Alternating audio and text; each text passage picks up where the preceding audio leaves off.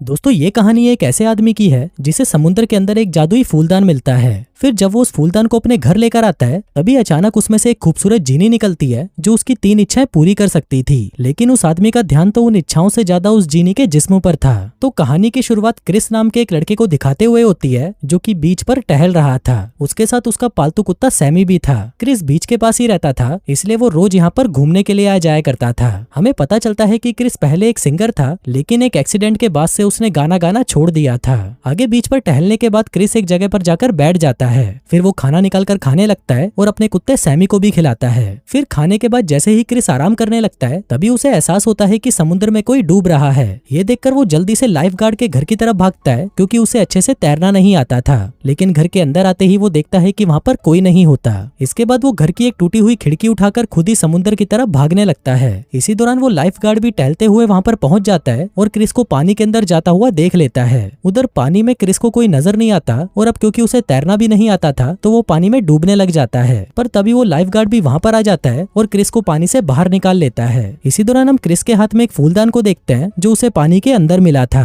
आगे जब ये दोनों बातें कर रहे थे तब हमें पता चलता है कि क्रिस और वो लाइफ गार्ड जिसका नाम सैम था ये दोनों काफी पुराने दोस्त हैं और अक्सर एक दूसरे के घर पर आते जाते रहते हैं। आगे क्रिस उस फूलदान को लेकर अपने घर आ जाता है जिसके बाद वो उस फूलदान को टेबल पर रखकर अपने घर के कामों में लग जाता है। हम देखते हैं कि इतने बड़े घर में क्रिस अकेला ही रहता था। आगे काम खत्म करके वो थोड़ा आराम करता है और फिर रात होने पर वो अपनी बाइक उठाकर शहर चला जाता है। शहर आकर वो एक बार में जाता है जहाँ पर वो रोज बैठकर दारू पीता था। आज भी जब वो दारू पी रहा था तभी उसके पास जॉन नाम का एक आदमी आता है। जॉन एक म्यूजिक कंपनी का मालिक था और क्रिस भी उसे अच्छी तरह जानता था। फिर जॉन उसे कहता है कि तुम्हें फिर से गाना गाना शुरू कर देना चाहिए और अगर तुम चाहो तो मेरी कंपनी के लिए गा सकते हो। लेकिन क्रिस उसे गाने से मना कर देता है और वहाँ से जाने लगता है। तभी जॉन उसके पास आकर उसे खूब सारे पैसों का लालच देता है लेकिन क्रिस फिर भी उसे मना करके वहाँ से चला जाता है। दरअसल पिछले महीने ही क्रिस का अपने छोटे भाई जिमी से झगड़ा हो गया था क्योंकि जिमी भी सिंगर बनना चाहता था और वो चाहता था कि क्रिस उसकी मदद करे। लेकिन क्रिस उसकी मदद करने से साफ मना कर देता है। अब जिमी गुस्से में आकर वहाँ से निकल तो जाता है लेकिन रास्ते में ही एक एक्सीडेंट होने से उसकी मौत हो जाती है। हम देखते हैं कि उसी दिन के बाद से क्रिस ने भी गाना गाना बंद कर दिया था।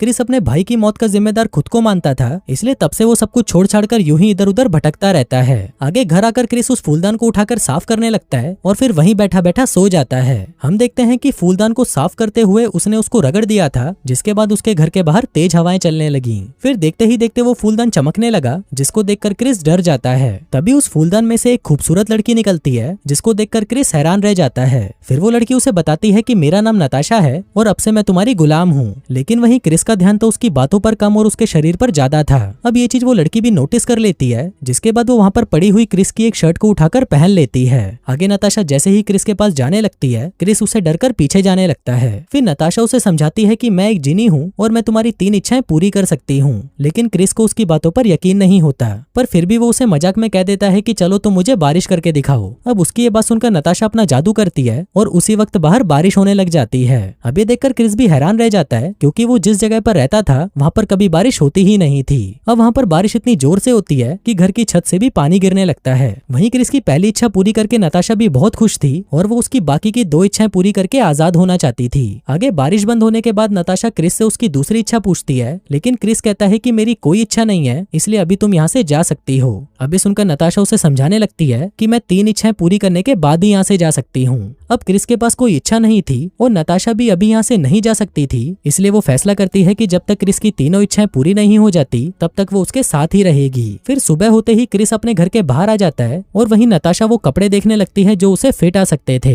इसी दौरान जब क्रिस उसके पास आता है तो नताशा उससे पूछती है कि तुम अपनी बाकी की 2 इच्छाएं क्यों नहीं बता रहे। तभी क्रिस उसे अपने भाई के एक्सीडेंट के बारे में बताता है जिसके साथ ही वो उसे ये भी बताता है कि मेरे भाई की मौत के साथ ही मेरी सारी इच्छाएं भी खत्म हो गयी। फिर रात को क्रिस नताशा को उसी बार में लेके जाता है जहाँ पर वो रोज आया करता था। वो दोनों यहाँ पर दारू पीते हैं और खूब इंजॉय करते हैं। वहीं पर जॉन भी था जो उन्हें बैठकर देख रहा था। आगे क्रिस नताशा को जॉन से मिलवाता है और फिर वो दोनों वापस घर चले जाते हैं। अब क्योंकि नताशा और क्रिस ने बहुत ज्यादा ड्रिंक कर ली थी तो घर आते ही वो दोनों एक दूसरे से लिपट जाते हैं और वहीं पर इंटीमेट हो जाते हैं। अब इसके बाद से ही वो दोनों एक दूसरे के साथ घूमते फिरते हैं। वो अपना पूरा दिन झील के पास बिताते हैं जिसके बाद रात होते ही वो दोनों बीच के पास चले जाते हैं। आगे घर आकर वो दोनों फिर से एक दूसरे से लिपट जाते हैं और इंटीमेट होने लगते लगते हैं। फिर अगले दिन जॉन लिज नाम की एक लड़की के पास आता है। लिज भी यहीं पर रहती थी और वो क्रिस की बहुत अच्छी दोस्त थी। वहीं पर जॉन किसी तरह से क्रिस को गाना गाने के लिए मनाना चाहता था, इसलिए वो लिज से कहता है कि तुम्हें कैसे भी करके क्रिस को मनाना होगा। फिर रात को क्रिस और नताशा फिर से इंटीमेट होते हैं, जिसके बाद नताशा अपने फूलदान में वापस चली जाती है और क्रिस अपने बेड पर सो जाता है। फिर अगले दिन सुबह होते ही नताशा अपने घर का काम करने लग जाती है। अब उन दोनों को साथ में रहते हुए कई दिन हो चुके थे,